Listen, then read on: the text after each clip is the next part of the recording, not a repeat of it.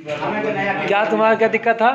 System सारे खराब थे, कम से कम 50% बच्चे सिस्टम खराब थे, चल ही नहीं पा रहा था, सर्वर ही नहीं चल पा रहा था।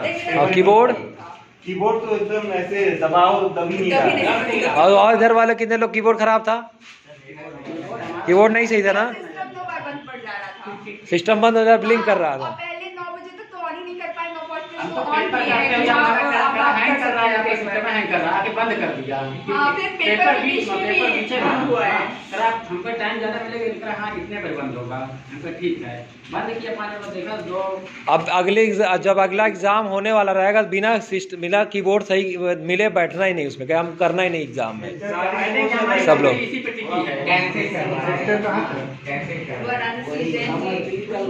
कीबोर्ड कोई भी सेंटर में कीबोर्ड सही नहीं मिला, किसी को कोई संतुष्ट नहीं हुआ। जितने लोग फोन किए हैं सभी लोग कह रहे थे कि हमारा कीबोर्ड नहीं सही है, मतलब किसी का ऊपर वाला जो नंबर वाला की वो नहीं सही, बैक नहीं सही है, इतना चीजें बहुत चीज प्रॉब्लम चल रही सबकी।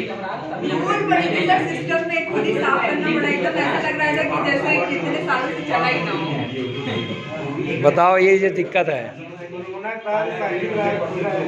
वही कहते हैं